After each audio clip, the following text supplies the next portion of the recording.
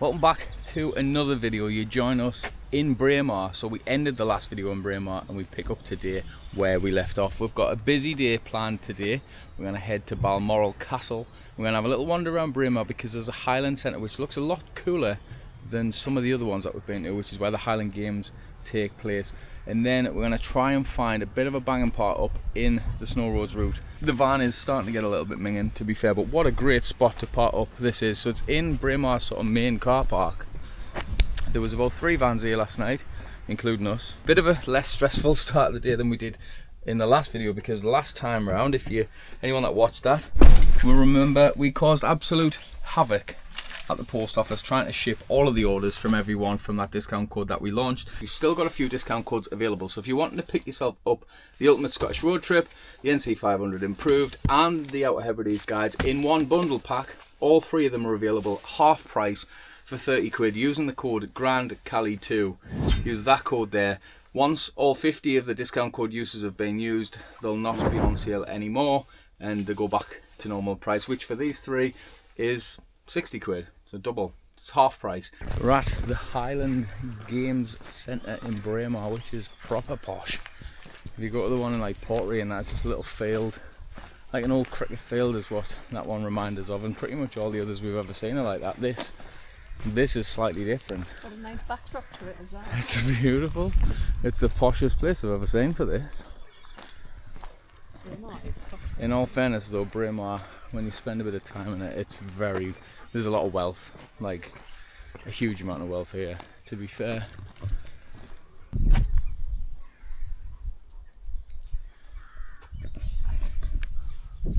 Proper posh.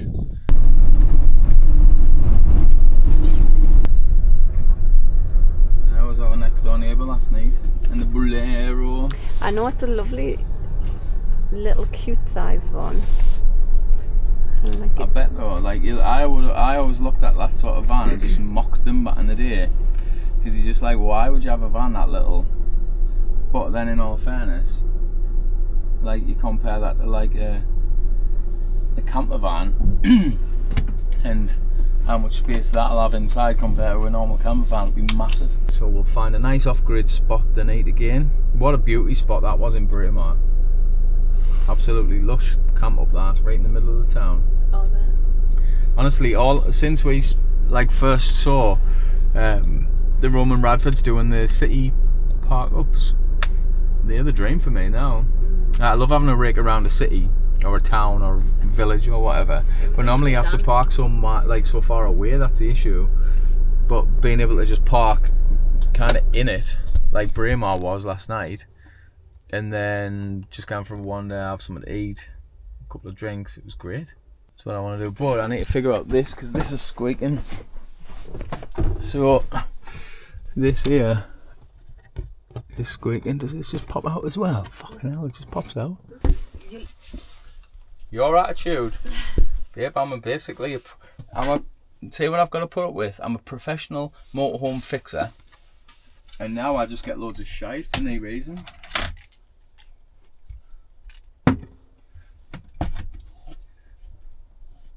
I think literally does. Oh, it's the same concept. It's the same thing. Oh, it's because there's screws come out there. Well, not come out, but... See what I mean, man? This van is an utter bag of shite. Don't even screw them in straight. So this is the issue. This here has just come out, so I need a little knife and just prise this out, I think, and then we're down another panel. Well, this one's actually been fine since. What do you think the purpose of that actually is? Just so you can get access to the motor for the bed, because the motor for the bed's just under here, and you wouldn't want to presumably have to take everything apart, which makes no sense then why there's a shelf thing here that doesn't shut properly either. But yeah, so that's the motor. So I think what we'll do is we'll leave this off for now, and then I'll get some more double-sided tape when we're in Ballada, and I'll double-sided tape around here, and then probably gonna need a wider screw now Yeah. Oh well. At least you figured it out. That's what I mean. I'm better than Mobile Vetter now. No, I'm like the ears for it though. I find it and then you solve it. No, well, normally you can't find it either though. I do. I've found them twice. And this, if you're wondering why we haven't made the bed, it's because we didn't even use this bed, but someone at the NEC was like, put a quilt over your bed and that hides the noise from the squeaking, and strangely it does. So I've got 2 quilts on the bed. The only downside is it doesn't work if you make the bed properly. It has to be overhanging. I think it's the sides. It stops it a little bit, puts a bit of tension on it. Looks like you can stay overnight. Tenner. For a tenner. Shall we just stay again? In allocated bays only. So it looks like the overnight bays are actually, you can see, so motorhome, so you got 1, 2, 3, 4, 5, 6 bays. We can stay overnight. None of them are even remotely level though, so you'll need chocks or leveling ramps because it's on a canny old slope. But at least there's the option there, which is good.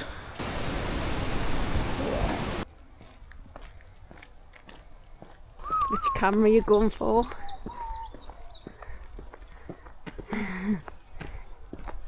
So you got me Mamiya 7, which if anyone shoots film and you're probably jealous that I got one of these because they are the dogs. And then my little Fuji. And I knocked a full roll of portrait earlier on because I had the exposure data like +2 by accident without realising, so I must have knocked it. So everything I took photos of earlier probably no good on film. The digital ones will be fine though. There's so many kids, look at them. Really any? I can see 4. That's 4 too many.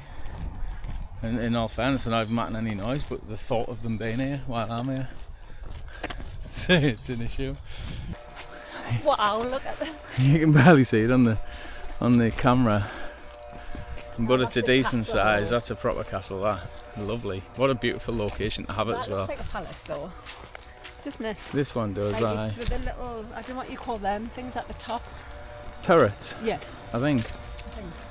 It helps that you get like a dramatic walk to it as well, down the path full of autumn leaves. October.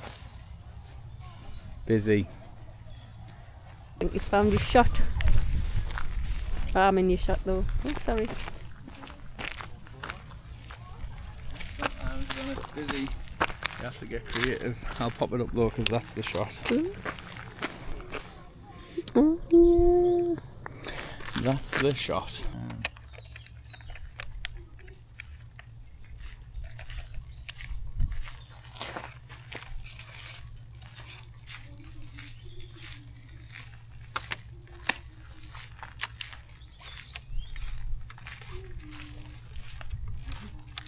Now we have it. Good to go. A little bit more confusing than a digital camera, isn't it?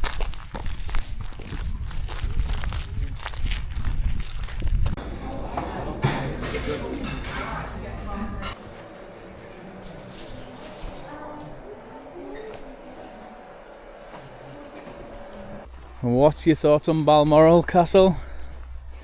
So Danny's laughing at us because I says, yeah, I've had a 7-course meal before, and I said it was just enough, just the right amount.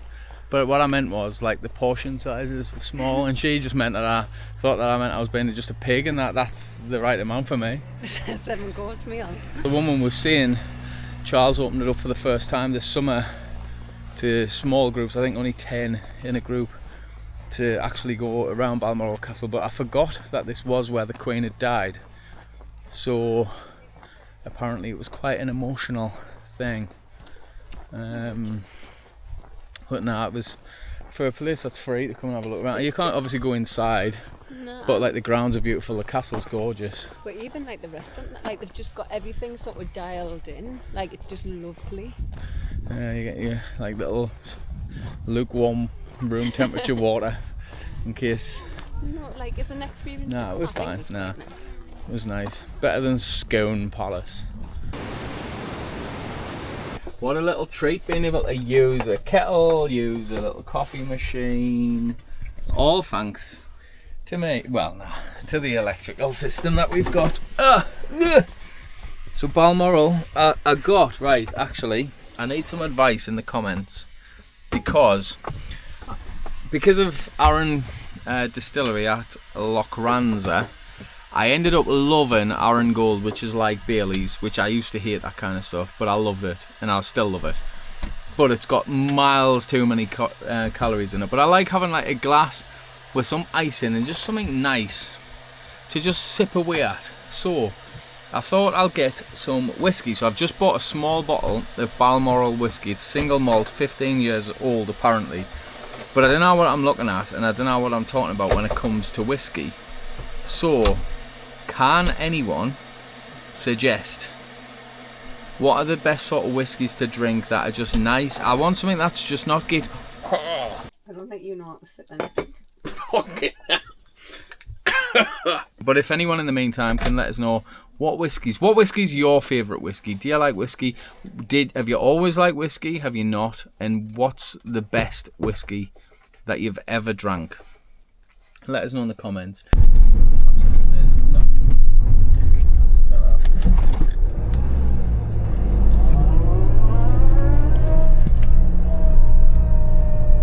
Not as many passing places as evenly spaced as I would like on this little section. But it's not this tedious the whole way. It shouldn't be anyway. So the potential park-up's just down here. But I don't know how big it is. We shall see. Oh, there's a big boulder being put there now. Enough. Fairness though, it's just if another van parks here, we're knackered. No, you get jammed in. This one's knee good. Let's have a look for another 4 minutes. We'll try this one first because it looks nice. Then if not, back to the other one. Then if not, we'll go and park in Ballata. Even if it is like that, we'll roll out of bed the night if we sleep there.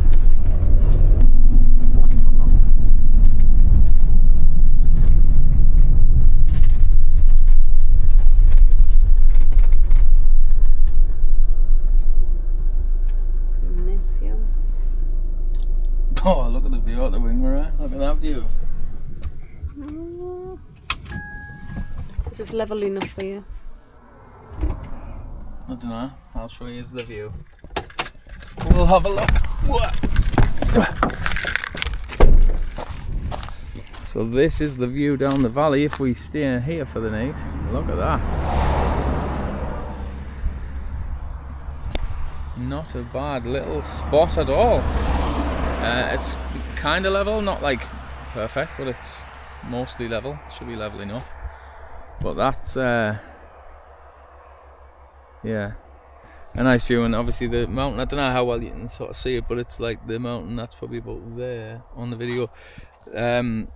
That's being hit nicely by the sun as the sun sets.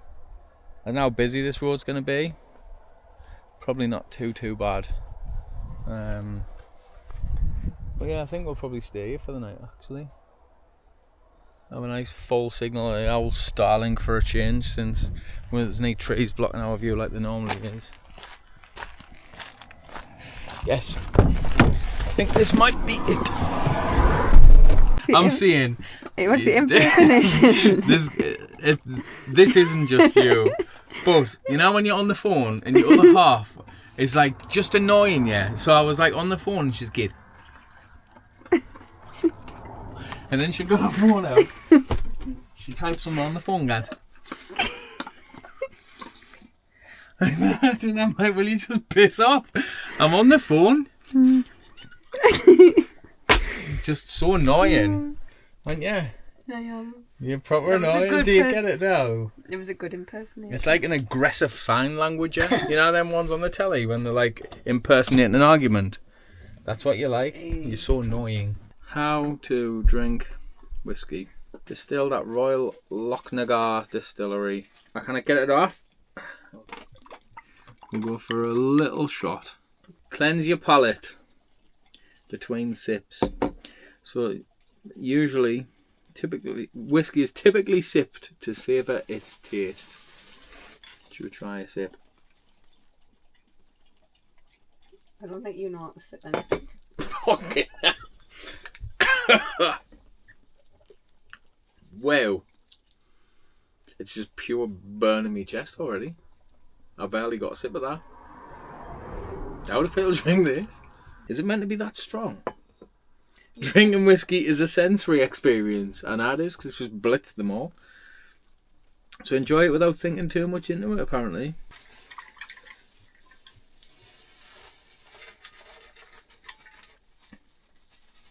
Fucking hell. How do you drink this? I've just spent 20 odd £20 on a bottle of whiskey I will never touch again. I just didn't get it. I wanted so much to like it. That's so like harsh. Did you not think the same when you first tried Aaron Gold? No.